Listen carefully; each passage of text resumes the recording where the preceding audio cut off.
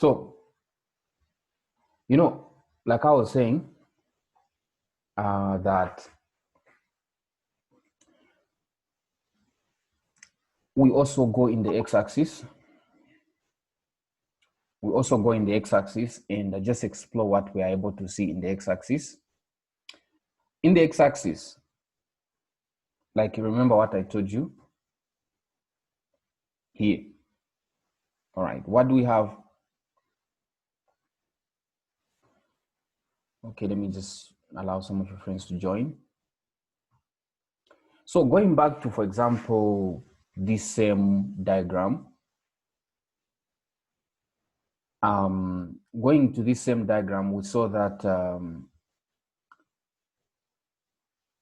centripetal force is acting in the x-axis because when an object is curving like that, our centripetal force is always perpendicular to the motion. So we can't see it because the car is usually moving on a flat surface like this, right?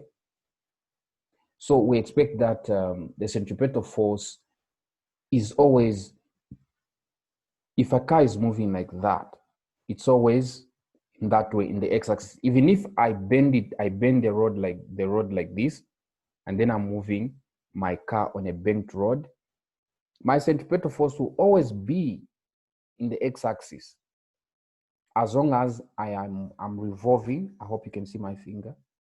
I'm revolving around the roundabout. Even if I've banked my rod like this, as long as I'm revolving, my centripetal force will always be perpendicular to my motion. All right, will always be perpendicular to my motion. So it will always be in the x-axis, and then usually, actually, on a banked rod, you know how they design banked roads? The way they design banked road is they usually design them at the worst possible scenario, such that even when you have completely no slippery between the tires and the surface, even if it's like raining like crazy, the car can be able to navigate a corner on a banked road.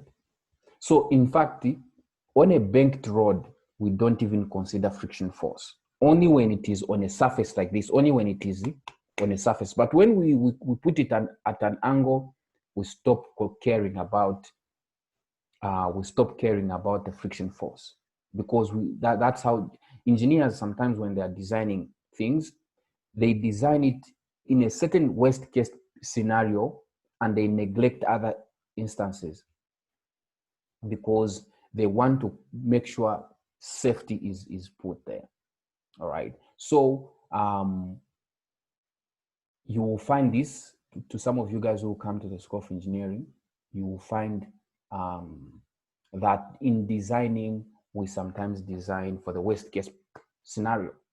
So on a banked road, we neglect friction because friction actually is a safety component.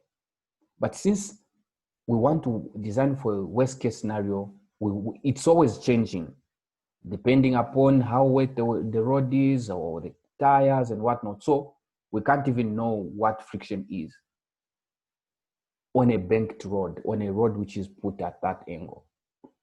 So usually we just design and put and do our calculations without considering the friction force. That is how come here.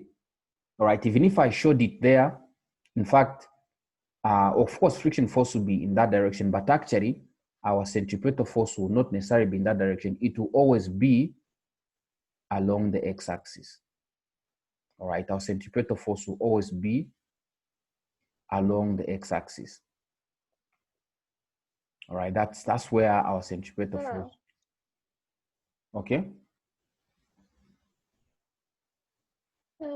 As for me, I'm just kind of confused in the part where you are putting the normal force in the x-axis. That's what I'm behind. Okay. I don't know you're coming up with the normal force in the x-axis. Okay. So, of course, I'm here to explain. Have you seen our Cartesian plane the way I've drawn it?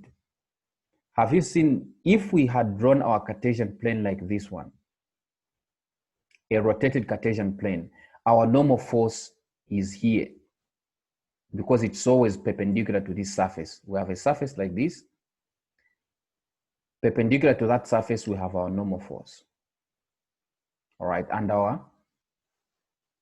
our weight is always like that. But suppose we say, no, we don't want to draw our Cartesian plane rotated. We want to maintain the good old Cartesian plane, which is just straight like that.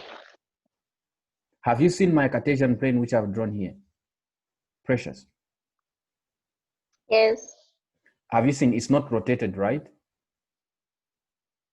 No. Okay, now have you seen where my normal force is? This same normal force which is here. Have you seen that it's pointing in the same direction? There? The one with the theta, the one with the weight. The N, normal force, the N. Are you able to see it?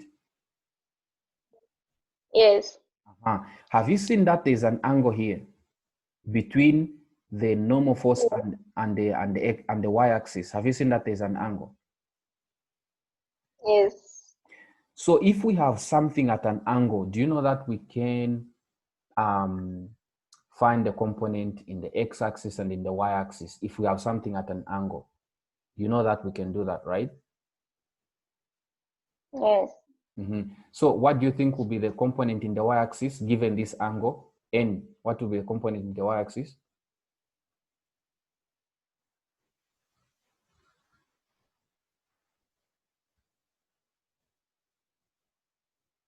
Hello?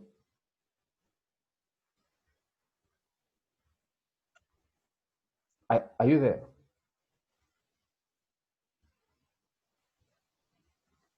Okay. Maybe you are thinking, but otherwise, the component in the y-axis will be N cos this angle. In fact, this angle is this same angle here, and it's the same angle we have here. So N cos this angle will give us the component in the y-axis. If we want a component in the x-axis, everything that is at an angle will always have a component of it in the x-axis and the component of it in the y-axis. If it is at a certain angle, all right, it will have a component. Okay, so we have another friend of ours who is asking. Okay, maybe your mic was accidentally on.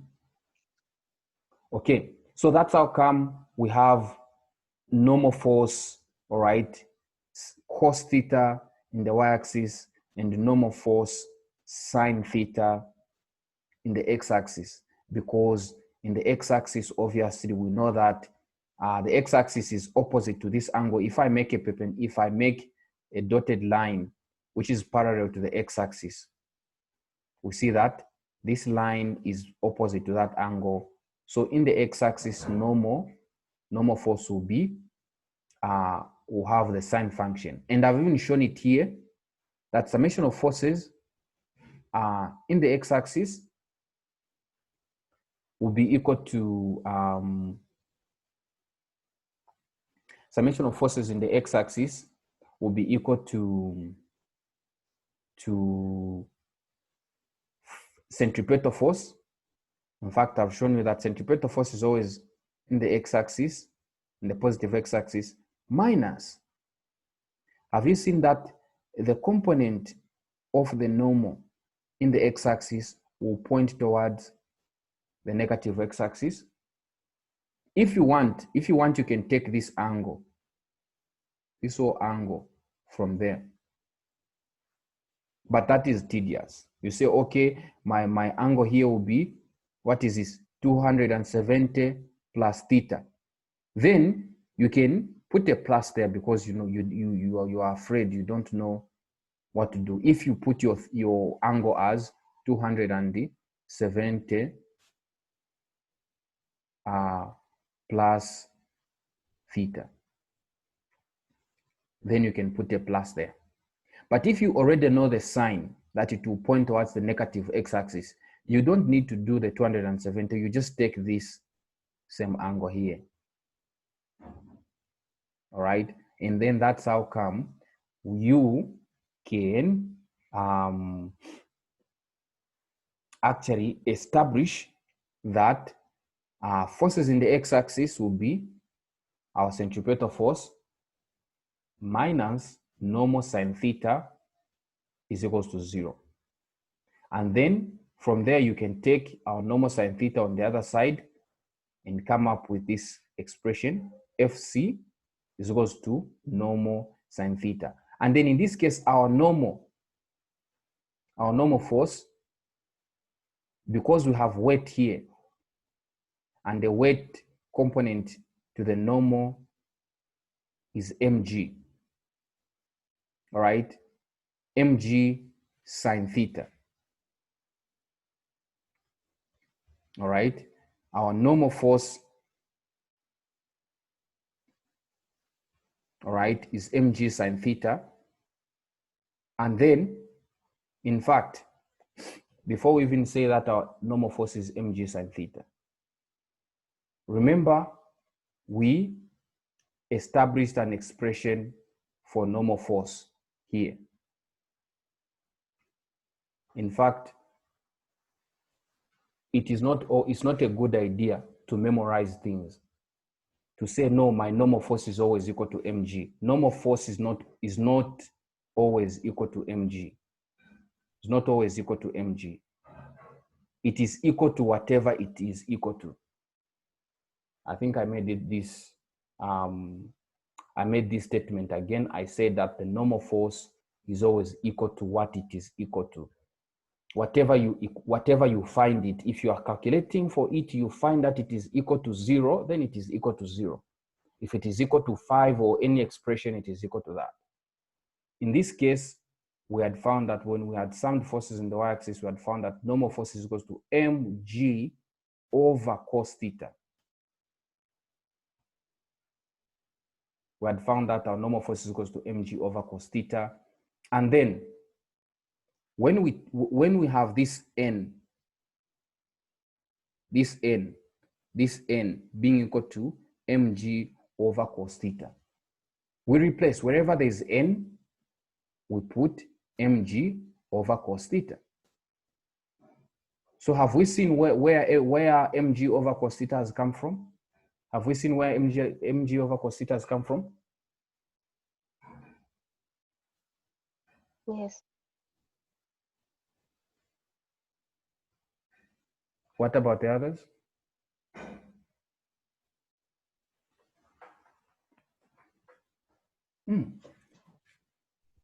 Yes. Awesome. We have Tekla, we have Eunice, we have Florence, we have Simbarashe. Where are you guys? Are you guys already dozing? Have I bored you to sleep? No. Because I said, have we seen, it's always good to get a feedback. Have we seen how we have gotten this expression here? Mg over cos theta. Yes. And then this sine theta. Awesome. And Sorry, then this. son.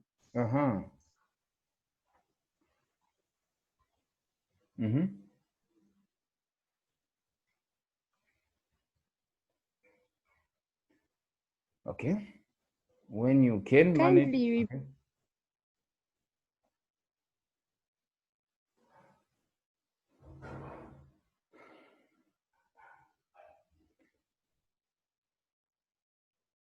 Okay.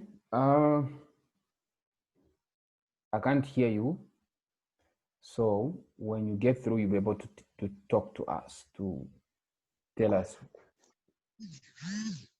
Eunice, are you there? Yes, I'm sorry. Someone.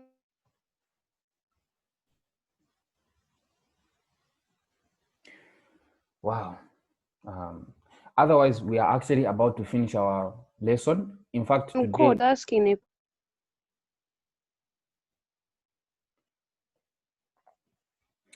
Okay, what I wanted to say is that we are actually coming to the conclusion of our class today. we have learned quite a lot, but we haven't concluded our topic on centripetal forces. I'll show some examples in the next class. I'm sure you guys are like so exhausted right now. So I'll post these videos so that you can rewatch them. If there's anything that you missed, you can watch them and watch them at how frequent you want. And in fact, I can even send the PDF document so that you can be able to go through in all the angles that you have lagging behind. Even where you wanted me to repeat, you just play repeat, and then you'll be able to see all these things I'm talking about. But otherwise, we have shown in our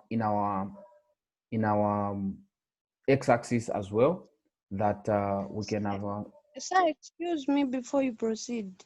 Mm-hmm. I'm sorry. At first, when you were explaining about the expression of this equation, I was disturbed. Then the time I started asking you, they kept on calling me, as in giving me a phone call, so I couldn't ask properly. Yes, go ahead with your question. Yeah, I was asking if you may kindly repeat on how you've come up with the equation. So now, I was actually saying that this class is already like a bit long because it's already long. So now, what I would like you to do is because we are about to actually end our class, and I'm going to post the video on YouTube. I will kindly ask you to just take your time, even when there's no one disturbing you.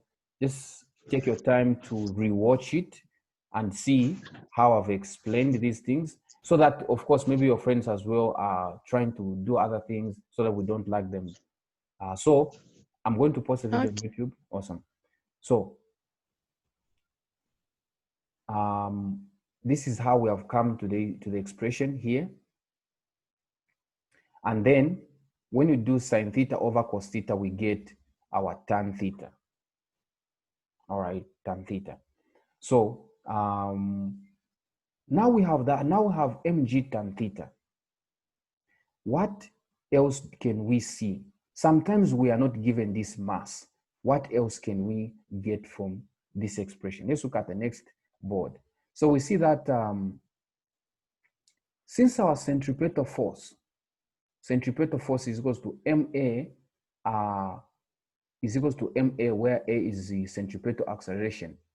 All right, we have that our acceleration is equals to f over m, right? All right, and then we say that our fc, centripetal force, was, remember we said that our centripetal force is mg tan theta. Now from there, since our centripetal force is mg tan theta, when we divide by this expression that we have said that acceleration is equals to f over m, when we divide by this m and that m goes away, and then we have our final expression as g tan theta. And in physics we always relate one thing to another thing and one thing to another thing, and that is how come we also know that acceleration is equals to v squared over r, which is equals to g tan theta. So I guess this is where we end our class, just talking about this expression, but hopefully the next time we meet, I'll be able to have a quick recap and then show you some examples. Are we okay for today? Sure. Okay, what do the others say? Well, okay. I've only heard from 2 people. Have they spoken on your behalf? I'll be Are we okay okay? when I watch the video. There are some parts that I missed out to my network. Awesome. Anyway, you have my inbox, you have my line, and you know that you are able to ask me any question at any time. Otherwise, it has been a good class. For some of you guys, again, who don't know me, because some of you guys never saw me during the time we were in campus. Yeah, this is Albert, and I'm a fourth year student. I'm doing electrical. Okay, for some people, I should just say electrical engineering, but it's called electrical machines and power engineering.